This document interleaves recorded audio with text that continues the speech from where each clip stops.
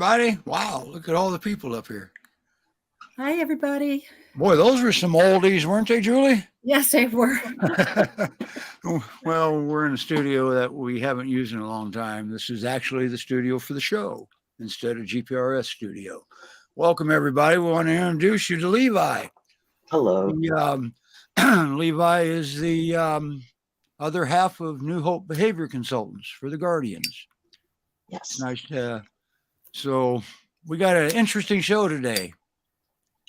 My internet's not stable, so Julie and Levi will take over if I start cutting out. I don't know what the intro looked like or the countdown timer. I don't know if it froze or not. No. Looked fine on our end. Yeah. So anyway, what we're going to do today is we're going to do something different. We're going to talk about some common issues that we have with the Great Pyrenees, and which can cover other breeds also. And then we're also going to take questions from you folks. If you have any questions, burning questions that you want to get off your chest and maybe help your dog. And we're not going to target anything, and we're going to give you a little more another tool to put in your toolbox maybe. So, and let's see what happens. Oh, and we have a dog. There's Velma. We do have a dog, and now is Velma listed? She is still listed, and she's available for adoption. There you she's go. 9 months old. Put your camera on her a little bit better. Let's get a little profile. She's up here in Washington State. Here, she wanted to put bunny ears on. Welcome spring and everybody. So she's available. 9 months old. Wow. So, she doesn't like the ears. She actually puts up with everything. I have some treats nearby, so I think that's what she's more interested in. Oh. But so it's not the bunny ears, huh? Yeah, she doesn't care. She lets me dress her up, which is nice. But okay. Mark says hi. Hi, everybody. Yeah. And Jessica said hi to Velma. There she is. Yeah, she's a good girl. Yeah. She is. How would you say she was? She's about 8 or 9 months around in there. Oh, she's just a baby. Yeah, she's just a baby. Now, who is that wants on the show? That's Strudel. That's Strudel. Yes. That's a good name. Another GPRS. He was a foster fail.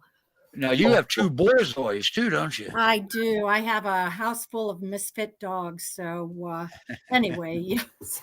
Yeah, I got to see one of the Borzois the other night. Yeah. Oh, that's cool. Oh yeah, she has 2 of them. I've never seen one in person. Mm-hmm. Yeah. They take up the whole screen is when their nose does. So yeah. Okay. Well, Nikki has our first question, but it's technical. So the chat box isn't allowing it due to limited characters. What's it not allowing? She has a question. It's not allowing it in the chat box. Huh. You're on YouTube. Did I forget to? No, comments are enabled because you just commented. I don't know why it's limited characters. Huh. Can she give just a brief idea of what it's about? I have a better idea. You want to come up here and just ask us in person? We'll figure out how you can send me your email at steve@newhopepeers.org, and I will send you a link and get you up here, and you can ask us in person. How about that? And because it must be a YouTube limitation. I didn't know about this. If you don't have Facebook, then you're stuck. But if you have Facebook, you can head over to one of our other destinations and do it if you have Facebook. Okay. So Nikki, if you send my email or send me an email, you can do it at steve@newhopepeers.org. And put a banner for that or something. Let's see. Oh, Mark put the link up for you. Oh, okay. Or you can go to that Facebook page and watch the show from there. But I'll look for my email. All right. Yeah. If you want to come up and ask, then come on up. Okay. We have that ability. Okay. And it looks like Lionel Jeffries, who's a Texas foster, has a question on there, Steve. Yes, we do. All right. She says, hi, Levi and Julie, too. So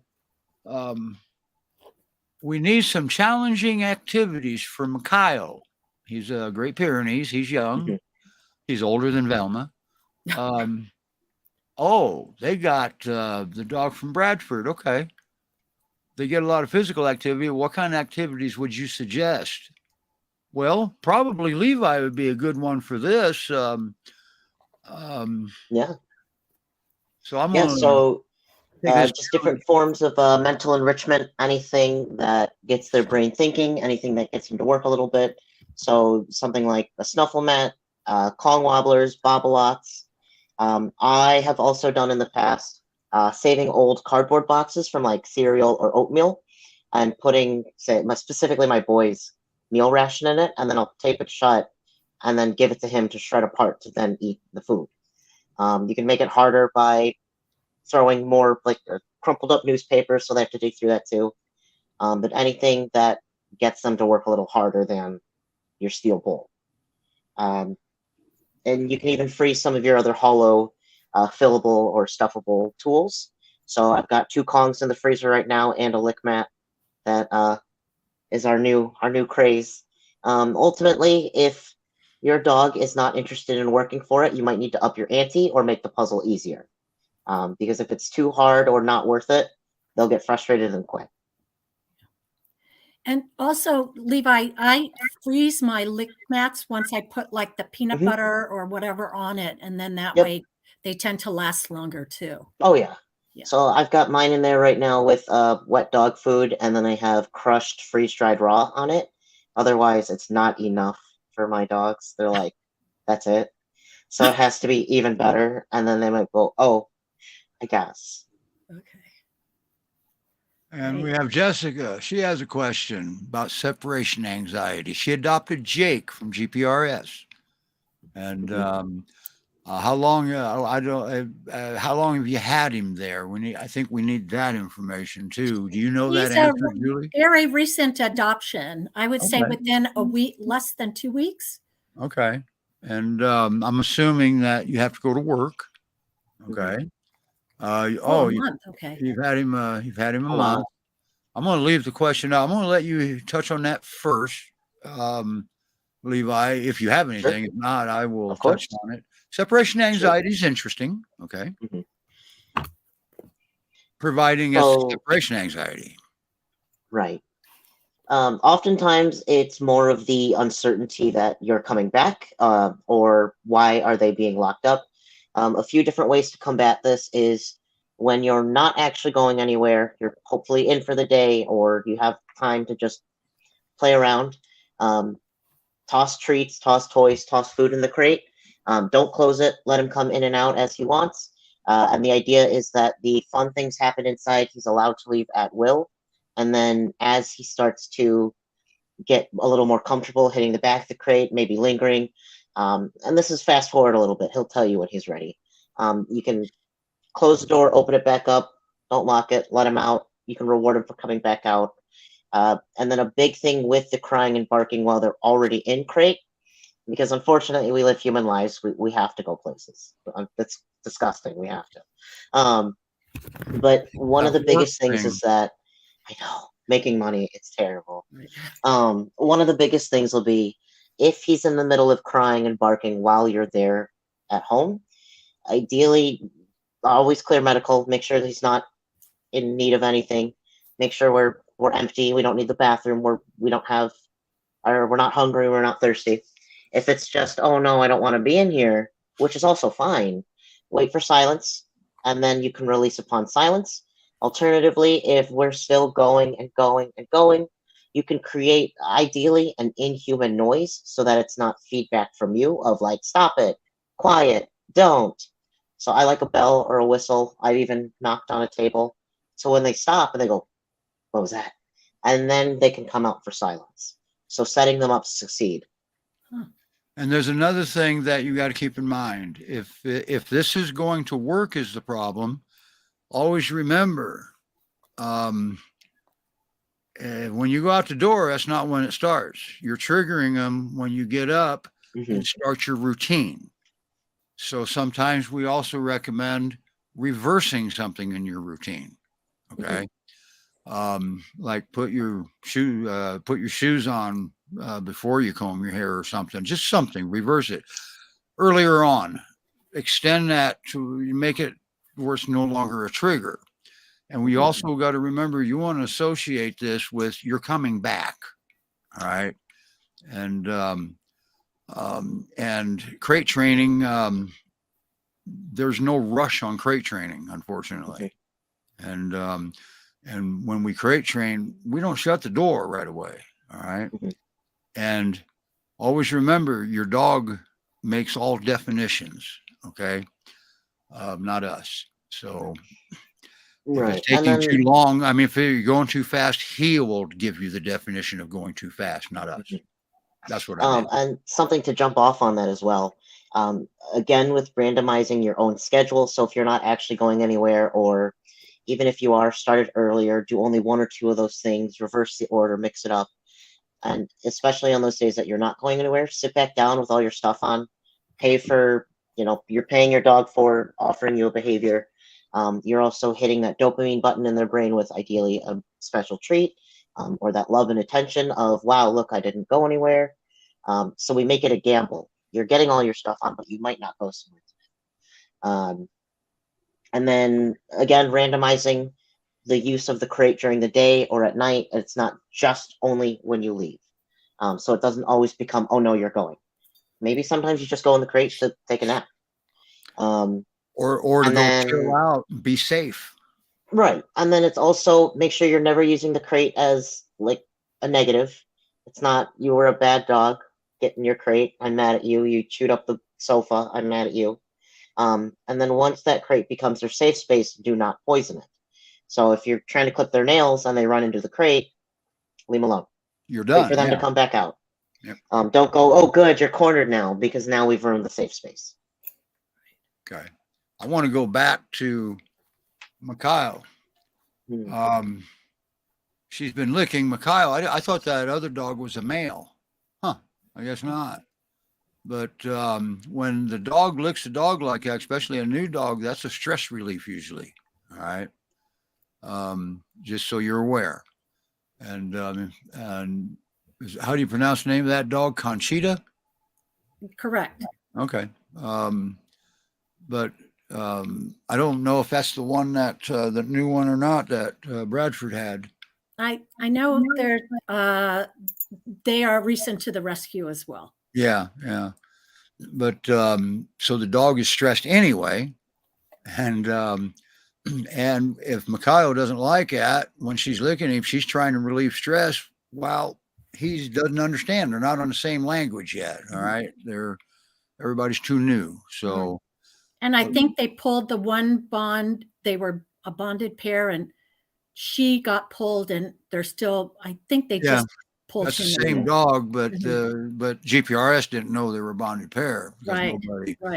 Nobody said that. I don't think GPRS. I don't think he was there at the time they pulled her or something. I forget how that went. Yeah.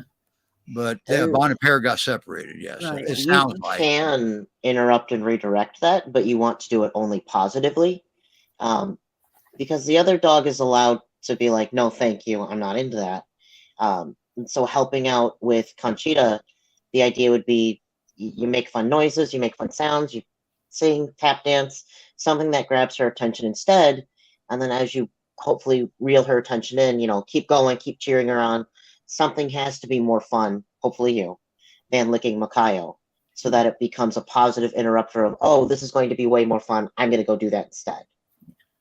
Yeah, and then I got a question. Why is Mikhail still there? Why isn't he adopted? This is an amazing dog, Mikhail. Yeah, he is. He can outrun a drone. That's right. We got video of it. That's right. So, but at the same time, I think Mikhail will be good with her. I mean, he will be. He just doesn't know anything yet. Okay. Right. Yeah, and this helps it out that he's allowed to have an escape route here. He's allowed to say no, thank you. So help him out. Right. And what we probably want to consider now, I've never met this dog, but I know a little bit about Mikhail. Is let's let Makayo make these decisions if you have to intervene. That way we don't accidentally interfere with anything as a human, okay? So pay attention to Makayo to see if you have to call Conchita away. Who named the dog Conchita? I bet that was a tough one to spell in the beginning. It's a big brother, annoying little sister relationship. That does change somewhat, but let's listen to Makayo and Conchita and see what they have to say. Let's let them have a say in it. Sound fair? Wow, we had some good questions here so far. Yeah. Hey, I have a question with the kennel training. Should you use a word when you're doing the kennel training, like kennel, or Oh yeah, Sure. yeah, So absolutely. ideally, if you're adding a cue, sorry, that's mine. Thank you. Here, I'll take this one later. You got Velma's attention. There you go. Personally, I use Kennel Up. That's what I use. And Levi will let me know when we can unmute him. Good. Okay. So I use go home for my boy. I'll just be like, go home, go to your house. I don't know why. Why does that not surprise me? I just thought it was doesn't matter cuter. what the word is. It doesn't matter what the word is. It won't matter what your word is as long as you're consistent. Right. And then ideally, you're using the cue when they're already either on their way or inside. There's no such thing as naming a cue too late, but there is naming a cue too early. Right. If your dog isn't sure of what you're asking, you're just like, kennel, kennel, kennel, kennel. And they're just like, what do you want? Give 4 seconds. Give your cue. Wait 4 seconds. Give your cue again. Give the Great Pyrenees a time to do what they do best. Process it. Okay. And what I'm going to start teaching folks, this is actually a talking point. That's a good way to do it too. How about we use your cue word? How about you use no and teach them that you go to your safe place. That way people can stop saying no to the dog because you're confusing them. Always remember the Great Pyrenees, dogs in general, they don't have logic. So they can't. We made right and wrong. We created that, not the dogs. Correct. So they don't know right from wrong. All right. Correct. Dogs are amoral. There is no such thing as a right or wrong. They are just dogs living in a human world with human rules as dogs. And so they can't make the wrong choice. No has too many meanings to it. No, don't eat the couch. No, don't eat that chair. No, don't pee over there. No, don't do this. That would be just like teaching your dog to sit, and he conquers that. Then you teach him to come using the word sit. Okay. It's really not much difference there. So sure. And it's also that no is not a behavior. No. It's not saying no, don't jump. Also, no, don't bark. Yep. Right. So if you're going to say no, which it's a human oops, we say it because we say it to each other. With the ability to retroreflect, oh no, I know what I was just doing. Your dog cannot. So the idea would be if you do say no, because you're human, follow it up with what you would rather them do. No, I don't want you to chew on the carpet, but let's go here instead. No, I don't want you to jump on my guest. Go to your crate. Go to your spot. Let's go to the kitchen. Instead of no, what would you rather see them do? Help them out. I recommend calling them to you. If you got to say no, they're probably doing a behavior you don't want them to do. Well, call them to you, then give them something to do you want them to do. But call them to you first because everything goes through you. Oh, and then I'd like to add a bit on the part where you said with the crate being their go-to safe spot. So essentially what I've very fortunately established with my boy, when they start to get upset, when the two of them start to bark, he will start to walk back towards his crate, and he'll usually look over for approval. Am I supposed to go here? And then I'll ask him, go home, good job. And then I will pay him for going into the crate of his own volition and choosing. I saw him make a good choice. I will pay him for making that good choice so that in the future he'll go, you sucker, I'm going to get paid for this. I'm just going to go here. Well, we're going to get. And I want him to think that I'm the fool. That he's like, if I go here in the middle of all this chaos, you're going to pay me. And I was already going to do it anyway. And that's you're the tripping, response man. that I'd like to build up. Yeah. And that comes with time. Yep. And what happens if you continue to say no to a Great Pyrenees? It's just confusion. Pretty soon, confusion turns into frustration. Mhm. And you don't want your dog to be frustrated because of the way you handle him. Mhm. That's not what you want. And you'll get frustrated. Dog gets frustrated. Mhm. And then you're going to end up biting your dog. Or maybe the other way around. We don't want And either one. if the same thing is not working over and over and over, what can you, Stop the doing human, it. change? Yeah. Yeah. What can you, the human, change to help them change? They're not going to go, oh, my bad. Let me fix the issue. They're going to be like, I don't know why this is working. I don't know why you're still saying that word. Yeah. You change. Yeah. You have to send your signal in a way your dog is capable of receiving it. Okay. That is my internet got destabilized again. So go ahead. You're Yeah, I up. see it. But we can hear you talking, Steve. Okay. But I'm irritating myself. So Levi, you're Oh, up. sure. Yeah. Right. So it's okay to have the human slip of no, because we do, but have a backup plan of what you'd want them to do. And if they aren't able or aren't in the moment willing to follow through, help them out. What can you do to help them out? It's not a one-way street. You're a team. So work with them. What can you change to meet your teammate halfway? Right. Yeah. Where are we located? Yeah. Always remember that your dog's not giving you a hard time. Your dog's having a hard time. Mm-hmm. He needs a hand. Where are we located? Well, we're in 3 different parts of the country. Levi's in Michigan, I'm in Ohio, and Julie's in Washington. Right. We do a lot of our work virtually, Julie, and with this platform right here when my internet is right. Right. Mm-hmm. Did you see the question from Lainey Peters? No, I did not. Okay, it's right above. There it is. Julie's. Yeah. There it is. I see it. That one. Yeah. You're up, Levi. Oh, no, that wasn't a question. Yeah, Oh, it's that a was- statement, I guess. Okay. Yeah, that was a statement. Yeah. Yeah, I had that up. Yeah. Yeah, Okay. and so that actually does work in a similar fashion with tone. Dogs are, for the most part, I would say majority body language, and then from there it's tone. You could stand in a non-threatening way while telling them they're the dumbest thing that you've ever seen. I don't know why you'd ever say that, but if your tone is nice and your posture is nice, they don't really care what you're saying. But if you're standing in a threatening way and still saying something in a nicer tone, you're sending mixed signals. You might get mixed signals back. So with your tone, your different tones of your no or don't do that, or her name of, like, I have one with my boy. I'll be like, Silas, and there's always the tone I use, I guess. Yeah. And he'll just kind of look at me, just like, what? And then that has been his new attention getter. So I have to also change my tone.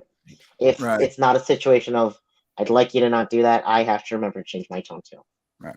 Now, I can elaborate a little bit on Paul here. Now, Paul isn't doing what it actually says. Paul is kind of a dog magnet. Okay. Mm-hmm. And his body language, they don't even pay attention to what he says. They pay attention to what he means. Okay. Mm-hmm. He sends the signals back and he can say anything he wants. Mm-hmm. Because his body language is communicating. He's speaking dog while he's doing whatever it is he's gibbering about, because that's what his dogs are watching. Absolutely. I happen to know Paul. Never met him in person. One day, one of his dogs is on my bucket list. That's sad. I don't have a single human on my bucket list. You don't need any. Yeah, I know. Now I'm going to bring Julie up because we don't. We got us a question here. We'll bring you up here again in a second, Julie. Hey, we got it on there. I guess we're not bringing you up on the show. That's a long question. So I'll let Levi read that while I jabber here. Yeah, you go jabber. Yeah. We always want to make sure your dog knows what you're asking of them. So no confusion. If you want them to sit, what do? Well, you give some sort of a signal. That's my hand signal for sit, from lower. But so always make sure they know what you want them to do. Because as a default, if they're confused and you're wanting them to go somewhere and they get confused, they're going to sit because that was what you always ask them to do, and that's what they remember. So if you ask them to go away and they sit, they might be confused. So this is a half of a question. It looks like the rest is still coming through. But first, just to congratulate you on building up your dog's confidence together as a team, that he was able to start coming through doorways. Similarly is where he is starting to show that major attachment to you. I mean, they're allowed to be attached. They're allowed to have feelings. They're allowed to have needs and wants. In this case, where, depending on how the rest of this question ends, showing them as well, they will still get this attention, but you, the human, you're allowed to pay attention to other animals or people. You're allowed to divide your attention, and you can reward patient waiting with more attention. The idea of, and again, depending on how this question ends here. I have a feeling I know how this question is going to continue with. There's the second part right there. Yeah. Yeah.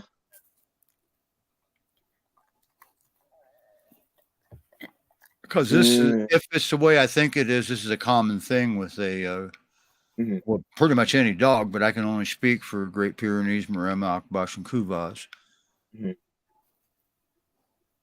You can talk while we're reading, Julie, if you want. Yeah, go ahead. And the prior question there was from Julie saying she needed to surrender her or find a home for her 1.5-year-old female. Julie, the best advice we can give you is to find a Great Pyrenees rescue. She's in Florida. In your area, or definitely if there's not one available, I would say make it sure it's a large breed rescue.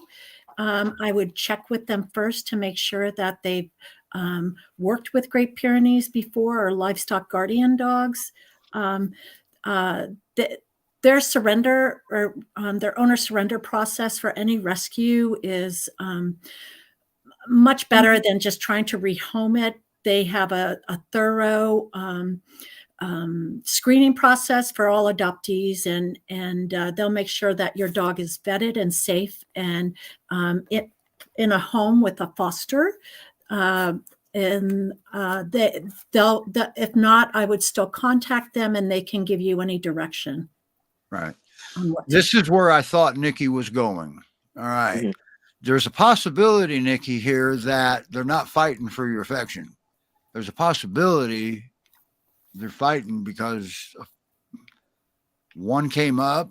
For example, you call one of them up and the other one comes. Well, the other one's an intruder. And now he just went into the other dog's space without consent. A lot of dog fights aren't created for the reason we think they are. Well, not all the time, but sometimes. Sometimes it's just, especially new dogs, it's about personal space. All right. Trigger stacking, kind of. Are you done reading that, Levi? Because we can't see you. Yeah. So go ahead, Levi. So as far as what it'll start out as management is your best prevention. The more you can prevent the practice of them either getting into like a scuffle, if it is over like a resource, or even you or food. Again, management is your best prevention. So if that means we have no toys on the floor, we have more barriers in place. So I did a lot of the separate training while still being in the same room as my two, because the one would scream in one room while I'm trying to work with the other, and then the other would hear the other screaming. I have two. And then it'd be like, okay, well, nobody's working. Yeah.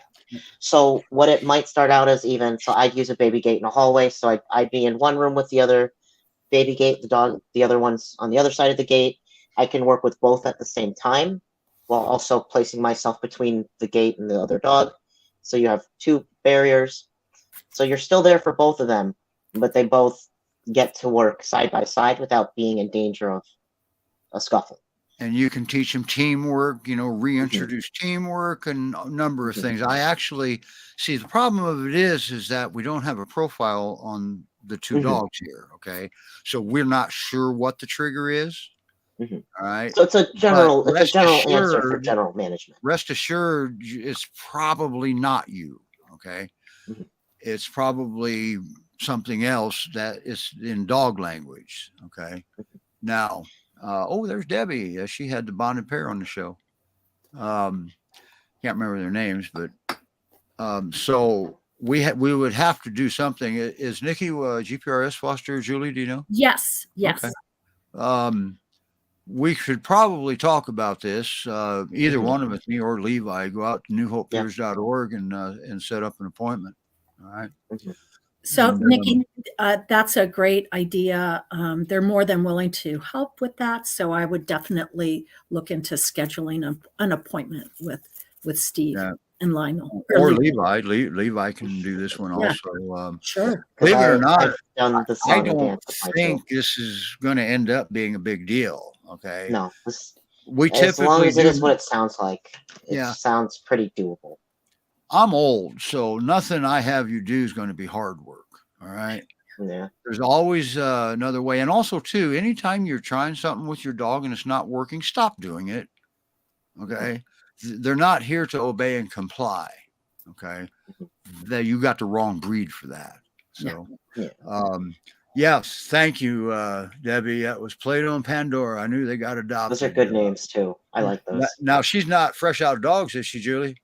I don't know. I don't think she was up for fostering by that. She did amazing work with those transport, right? She did amazing work. Yeah, but it looks like she's getting 2 new ones next week or next transport in April. All right, way to go, Debbie.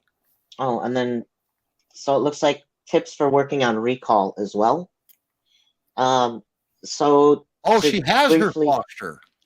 Not yet. In April, she's getting 2 new ones. So she wants to prep for working with recall. Yeah. Gotcha. Yeah. So to work with recall and so this is something that I have to work with frequently. That'll get you prepped. Yeah, I do dog training in my professional time here. So recall's a really big one. You always want to set them up for success. Of course, we don't want it to be come, and they stare at you and they're just like, bye. And then we've accidentally taught them that come in this case was completely optional. Don't mind me. I'll say it 12 times and then give up. You always start in the easiest possible environment. This goes for anything and everything. It goes for learning to sit, learning to triple backflip, learning to recall, to watch, focus, anything. It needs to start in the easiest possible situation. So indoors, you could start on leash. I've started it with, if we're on leash, I'm walking backwards, I'm dropping treats as my dog is coming to me, so that you also build a reliance that it's something worth it.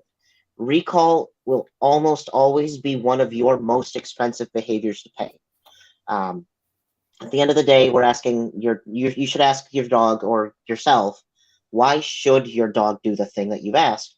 If we're outside barking up a storm or smelling the trees and peeing on fences and you're like, come in here, I have to go to work, and your dog looks at you like, I'm having the time of my life out here, I don't think so.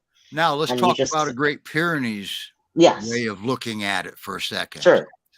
The problem you're going to run into with recall, there's prerequisites with the Great Pyrenees to put in place. First of all, they have to know they've got you to turn to, for one. And number 2 is, you got to make sure something good always happens when the dog comes to you. All right. Now, the problem with recall in Great Pyrenees, everybody thinks they're stubborn. Well, I can support that under one condition. If you try to make a Pyrenees do something they don't want to do, you're going to see a stubborn streak wider than a 4-lane highway. Okay. But if they're on duty, they're not being stubborn, they're being committed to their job. And if they leave, there's no one to take over for them, they're not going to leave. So one of the prerequisites for recall is you have to partner with them.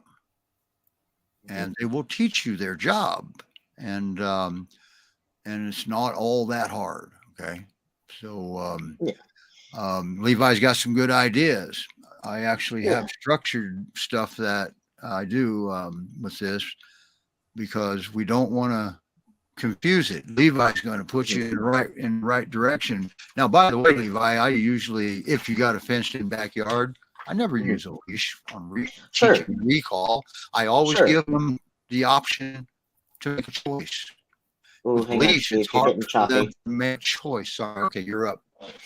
Hang on, yeah, you're choppy. So I think that's a good point. If you have a fenced-in yard, it can work. If your goal is then, 10 minutes in, okay, I'm done, you should come when called now. Think again. If you are working outdoors as well, you're now also competing against sights, sounds, smells, animals, passerbys, other dogs, cars, bikes. And if your dog is either too distracted or immediately, like my two, over threshold, that the treats or care will no longer work for them, then in this case, they may need to be unleashed to help re-guide them through. Up your ante as well if you're going to a harder situation or a more stressful situation. Your dog is not going to come when called for a dry cookie. I promise. My two will also only work for freeze-dried raw or raw. And even then, they won't do it outside because mine are over threshold, totally different situation. But the idea is, if I come to you and leave behind this thing that's way more fun, are you going to pay up? And then never poison your recall. If we got in trouble or you found a potty accident or somebody ripped up your mother's doily that was made out of spider silk because you left it too low on the cabinet, that's your bad. I'm sorry. But if you go, get over here, now I'm mad at you, now I'm screaming at you, why would they ever come back? If I come to you this time, are you screaming at me? Or am I getting a cookie? I don't want to take that chance. What if you yell at me? What if you grab me? So even if you're upset, take it somewhere else, not at your dog, somebody else, whoever left the cookies too low on the counter, but not your dog. Just good job, wow, for coming back to me. Go somewhere else. Let's go do something more productive and then go be upset somewhere else. The Great Pyrenees is known for making very intelligent, snap decisions in emergency situations. Never forget that. You've got a smart breed, and you got to treat them similar. So they just don't have logic.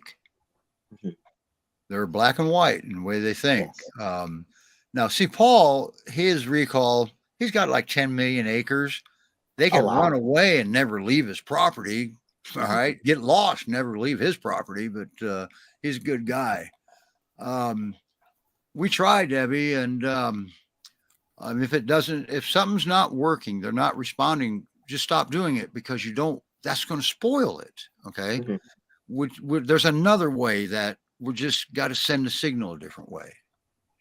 You can also, especially for these expensive behaviors, you can pick a brand new novelty, high value treat that you only use for this occasion, so that it doesn't become, I get hot dogs whenever I want. It could be, I really get a good hot dog or multiple pieces of a hot dog that we now think is a whole hot dog and it's not. Yeah. If I come when called in a situation that I can succeed. You can also do, it's called jackpotting. You cut this hot dog's my example. Watch the sodium in those.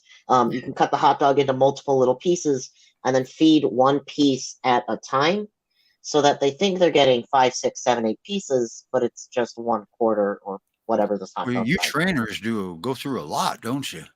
We can, but that's where if you're cutting them up into small pieces, then you save on your treat budget, you save on their calories for the day. But the idea becomes, wow, I just got 12 treats, but it's really in human. It's like, all I did was cut that up. But feeding it one at a time, they think they're getting multiple pieces. So you jackpot it and you make it the most valuable thing in the world. Now, in the behavior world, the jackpot's a little bit different. The jackpot is the ultimate reward, including the human emotion, because it comes natural. If the dog's, am I freezing? Okay. When the dog conquers something finally, what do? All right, good. Well, let's channel that to a good emotion because we don't want them to do tricks for treats. We want them to do it because he wants to please you. You're the treat in the end. Okay. And trust me, Great Pyrenees is very good at pleasing their humans, aren't they, Julie? Yes. They're very good at that. Levi knows it too. He's got 2 of them over there that, and make no mistake, I have quite a few, and Levi has 2. Julie has more dogs than most people have children. So, and we have similar struggles. The only difference of it is well, we learned how to handle it differently. Okay. We have the muscle memory ingrained from practice, from teaching others. And to slightly tweak on what you've just said, where you're the reward, your dog decides that. Hopefully you are the reward. As an example, my 2 absolutely do not want to be touched when we're training or when they're getting treats. They'll go, ew, don't touch me, or they'll leave. Do you beat them? Obviously, all I do is slap them around. But for them, the reward is, I just want my high value treat. We can throw a verbal party, but do not touch it. And that's fine. Your dog decides what that reward is, and that is up to them. Yeah.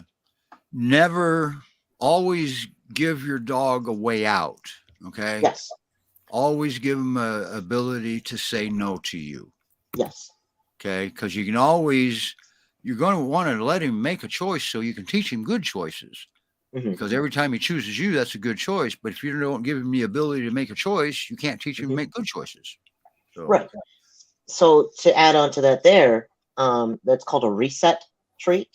And that's what I'll do if I'm working one-on-one, especially not in a group class setting or like a dog pile so we don't start a food fight. If I'm working one-on-one or I can clearly alter the paths of my 2, I'll toss it over their shoulders so they can leave to go get it. And if they hesitate or if they walk away, we don't have to work anymore. You're done. End it on a good note. Sorry. Just like that, right? Yep. You end it on a good note so that they leave feeling good, and that by having the option to opt out, they are more likely to choose to opt in. So toss that reset treat over. If they come back, keep going for a little longer, try again, see how they're doing, but always end on a good note.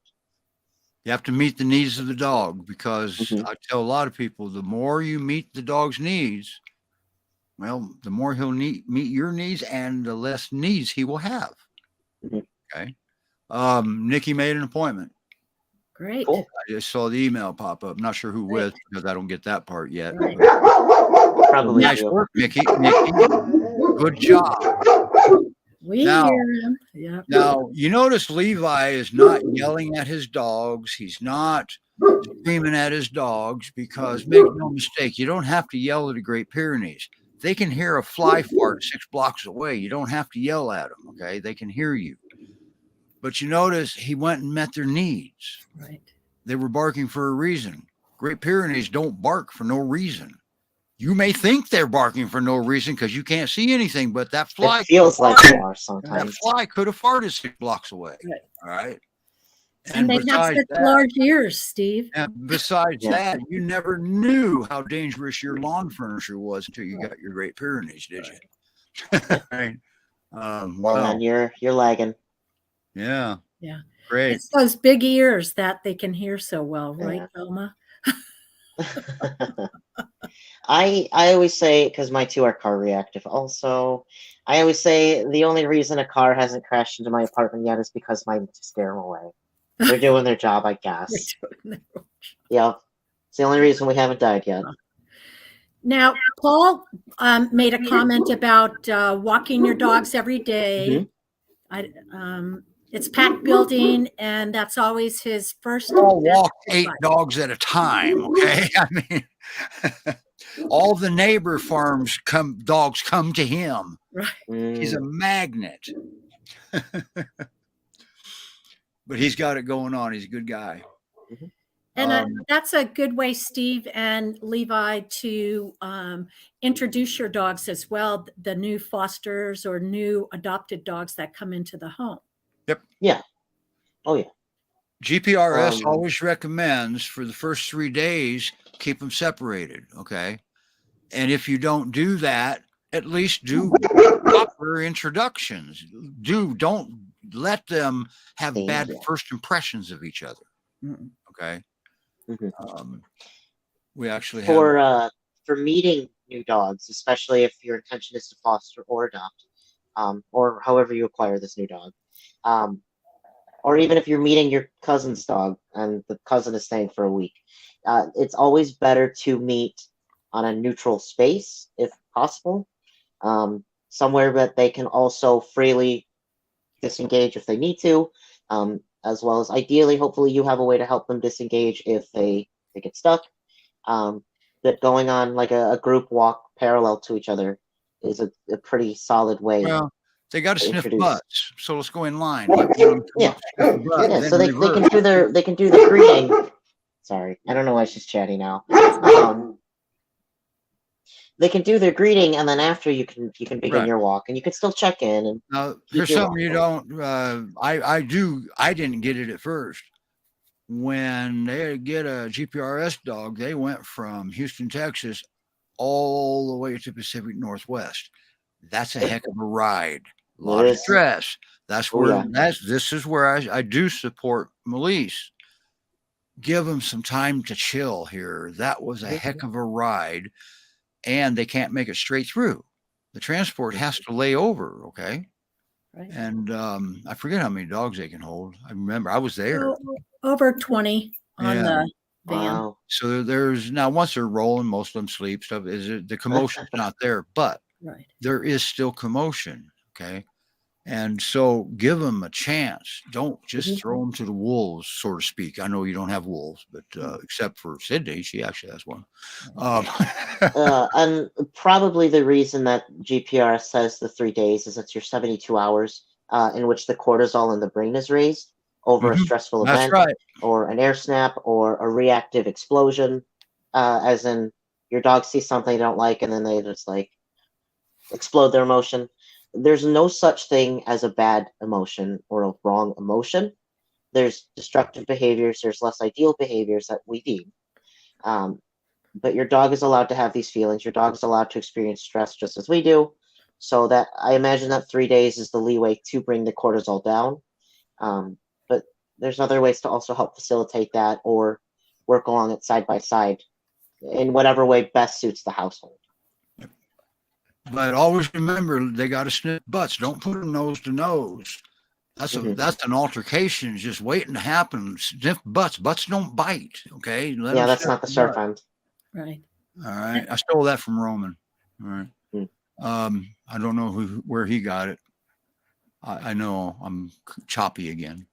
Yeah, a little. No, you're coming through well, but yeah, that seems to. I know some of our adopters have even despite some coaching before and such that the dogs it's on peer time, not their time, as Mhm. how they want to introduce or integrate into the home. And I know there's frustration or just saying I Mhm. can't do this, this is not working, and Mhm. so that's where we find that we have to you know talk to them about proper introductions and knowing Mhm. that it's not built in a day. Yeah, we And have Yeah. stuff in writing. right, You adopt a dog from any rescue. You're not in it alone. Okay, you've got right, support. You've got resources. Okay, right, Mhm. and but always remember this is about the dog. His Mhm. brain is black and white. All right. So and stress is a big thing. It really Yeah. is. And they're not your dog and his dog may not even be speaking the same language yet. So Mhm. you just got to give them a chance, But when you separate them, but not isolate them, separate Mhm. them, not isolation. So they got to be able to see each other. And Mhm. as soon as and got to remember, you're destabilizing your resident dogs too. Okay. Mhm. Who's that, mom? You two timing me? All right. So that's where it thinks where a lot of people think that the dogs are jealous over you, which could be. Don't get me wrong; they do feel jealousy. At least Pyrenees do. There was actually a study on that, and but man, when you're on a walk and your dog starts going Cujo because he's protecting you, nah, he's going in self-preservation. He can't Mhm. protect you unless he protects himself first. All Mhm. right. So, but sometimes the human parent, your triggers a lot. Okay. You do trigger a lot of behaviors, and you teach a lot of the peer paw. That's a learned behavior, just so you know. Yeah. And it's a cool one. If they would learn everything else as quickly as they learn the peer paw, wouldn't that be awesome? I think it's really cute. Yeah. Because all you got to do is your dog comes up and paws you. If you even look at him or touch him, there it is for life. Okay? Yeah. Yeah. A lot of unwanted behaviors, we accidentally create them. We teach them. Oh, absolutely. We're actually, we approve them. Okay. Right. The idea is, if you want to see a behavior again, reward it. If you don't want to see it again and you rewarded it anyway, guess what you will see again? That's right. That includes, especially with attention-seeking behaviors, something like barking in the crate, demand barking, even saying, no, stop, quiet, don't do that, is still attention. You are still paying. Yeah. It's not the attention they wanted, but they still got it. Yeah. Nancy makes a very valid point. And Yes. 24 hours, 48 hours, 72 hours, 30 days, maybe 60, 90 days, that's not enough time. Mhm. Okay. You're not even seeing his personality yet. Okay. He's a brand new dog. Give it time. Don't give up. Give him time. Remember, he's the one having a hard time, the dog, he or she. Right. So, and they're counting on the parent, you. So don't give up on them. Right. They won't give up on you ever. So, Right. And the other thought too, maybe just to mention, since we're talking behaviors, is when you start seeing an unwanted behavior, it's best to reach out to as soon as possible. rescue as soon as possible, because there's people and resources to help you within the rescue, with Steve and Levi, Roman, whomever you use, that you want to kind of nip it in the bud before it gets way too late in the game. And then they're going to say, this dog's terrible, I'm returning it to the rescue. Here's these bad behaviors. And these are things that could have been dealt with early on when you start to see them. See, a lot of behaviors that the dog is doing is because he's new. That's not, those behaviors probably aren't part of him anyway. He's in survival. Okay. And I know, what you want, what the dog wants, two different things. So we got to go slow here a little bit. Let's go at the dog's pace, but you're not going to know the dog's pace right away because he doesn't have one. He's self-absorbed. Right. Okay. And Roman, by the way, I'm glad you mentioned, he sends his apologies because he has to help a dog right now because he had an appointment at this time. So, or he was going to be here. He's going to help out. So, but there's all kind of resources. I personally work with 5 of the Great Pyrenees rescues, which Levi does too. I don't know, probably has, but you're getting one back that was adopted yesterday. See, that's what I was just talking about. That behavior it's hard to say. I'm not sure which dog she's talking about, but always remember, if you return the dog, the slot that dog left in has already been filled. There's a line waiting to get into any rescue in this country. All right. And shelters. So there's help. So I'll have to talk to you, Nancy. I'm curious on who's coming back. And I know it doesn't matter now, but it's already, oh, really? Yeah. Growled and snapped at the resident dog. That's there's why Melise wants them to be separated for the first 3 days. Period. Right there. That's why. Because she growled and snapped at the resident dog. That's impossible. Growl and separated. That's communication. That says I'm not comfortable. Absolutely. That wasn't contact. That wasn't somebody getting their face ripped off. That wasn't a puncture. That was a very polite warning that the dog said, no, thank you. Right. And in the moment, it's absolutely scary, especially with a brand new dog. But you want as much information as possible. Now, here's the thing. The resident dog probably, walked away. Recognized the communication. Yeah. But the human, okay, anytime you have something like that going on, there is a fine line between a human intervening and a human interfering. Okay. We don't want to interfere. They can work this out. We draw a line. We don't want an altercation. But you see, two Great Pyrenees can sound like World War III in there. And you go running in there. Oh my God, I got to save my dog's going to be blood everywhere. And there's not even any fur in anybody's mouth. They were working it out themselves. Okay. They're pretty good at it. Usually when they can't is when we interfere. All right. But we got to be aware, because if they can't work it out, we got to recognize that and then help. Don't yell at them. If the two dogs are trying to work it out and you go yelling, that will create the altercation right there. So let's be aware of all of this. There's a different way of doing this. Cesar Millan's way, don't do that. If you force the Great Pyrenees to submit, guess what? He's a little stronger willed than you are sometimes. They're bred to stand their ground, all right? Not tuck and run. So, but there's other ways. There really, really is, and we're happy to help. And because I don't know if there could be perfect peers out there that doesn't need any help, or we could have parents that actually can get to see their needs and they meet them. All right. Because that's big. I know there's a lot of good ones out there. I'm working with a lady right now that, man, ding, we got it. I may not hear from them anymore. I get this. Wow. And a lot of the Texas fosters, and, they're such wonderful people.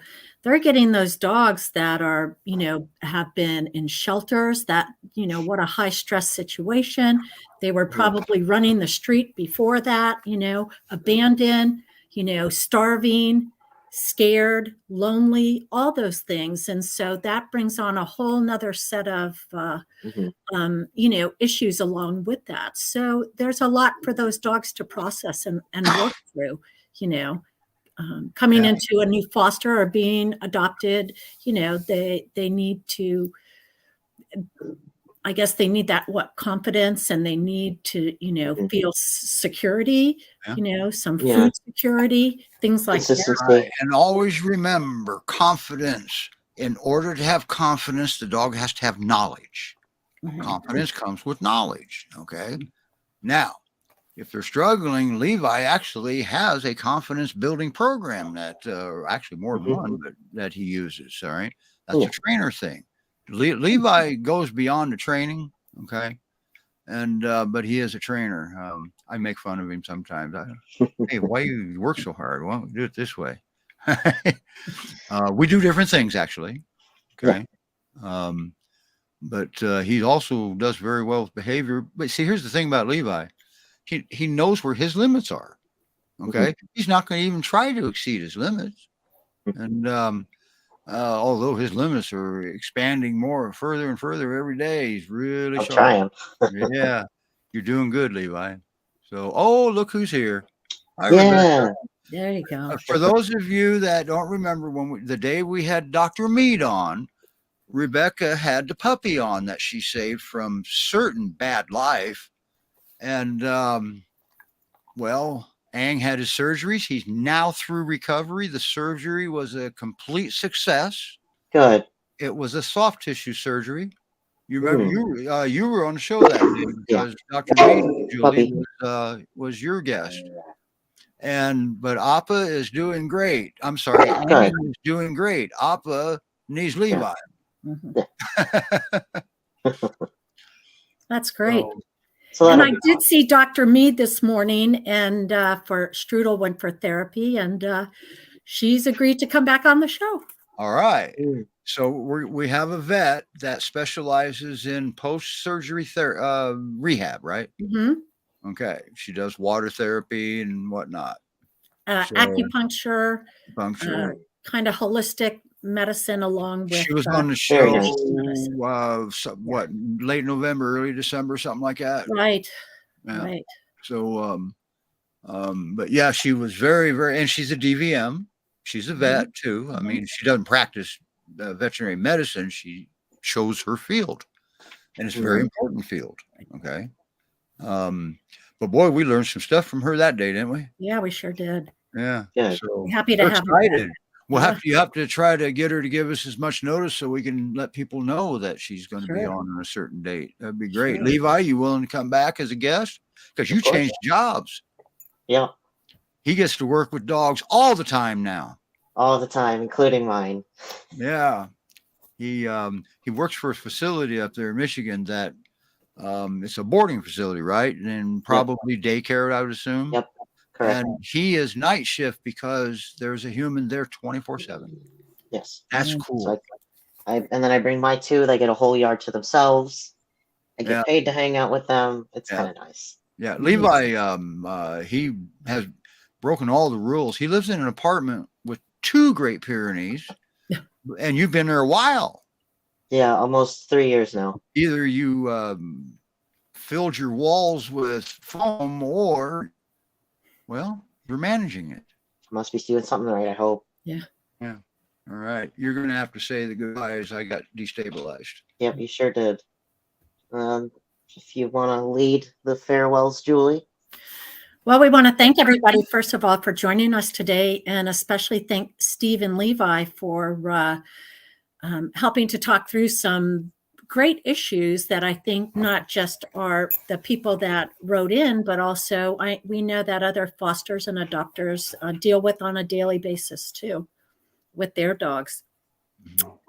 You know, feel free to reach out, and Steve, you're back. So yeah, this was an interesting show. We may have to do this again, maybe. We'll see. Plot approved. Yeah, and Velma, maybe you'll have a different foster by then. Well, maybe not, if not a foster, let's hope for an adopter. Yeah. Boy, you're not going to foster fail? No, we have a house full. Yeah, she sucks as a foster, so she's got to get this one adopted. Right. Because she keeps keeping them, all right? Well, I figured I fostered 180 dogs, so to have 7 is not such bad odds. Right. Boy, thank you, everybody, for joining in. We're kind of surprised. We didn't expect this kind of interaction. We had a whole bunch of backup for fillers because we didn't think we had enough content for an hour. And you guys are superstars. Yeah. All right. We got some good viewers, don't we? Yeah. Great. Yeah. And you great got great adopters. Great adopters. Yeah. So, wow, that's amazing. So there's resources. All right. I don't walk on water. I know Levi doesn't claim to because I'm just a rookie. I've only been working for 35 years with this breed. I'm just a rookie here but I got to, I even went to school so I can learn how to let the dogs teach me. All right. A little bit different way of looking at it. That's all. So don't say no to your dog. Call them to you instead. All right. Crate training. Don't start it the morning. It's time to go to work. And always remember, if the dog has thunderstorm anxieties, we may have a solution there, but don't start it just before the storm. Or if they got fear of fireworks, don't start it on 3rd of July because sometimes that can take a while. Yeah. One dog, it took 13 months, but we don't give up. We don't stop. The method is going to work. We have a loop of thunderstorms, different types of thunderstorms. Now, it does take some hardware requirements. Subwoofer. All right. Anyway, that's it. That's all I have. You did great, Levi. I hope you come back. Yeah. Because you don't work on Sunday afternoons unless you're working with dog, right? Correct. Okay. I hope you guys give him a warm welcome in the comments because he did great. He did. And he does great at New Hope. So he's inspiring. Do it for the dogs. Yeah. Levi's a good guy. I met him in person too. He brought me a dog, but it was for a rescue. Okay. He saved him. He saved one that good dog too. She's right. Somebody had to do it. Yeah. Yeah, she's right next door. Yep. So, all right, everybody. All right, see you next week. Hopefully, we'll get some dogs on. Yeah, hopefully. Everybody was busy or shy, one of the two. Yep. All right. You'll get them next time. Hey, maybe we can get your dogs on, get them adopted, Levi. Yeah, you can have them both for Circus Peanut. Bye, everybody. Hang on, I gotta get this Okay. queued up here. All right, here we go. Bye, everybody. Bye. Thank you.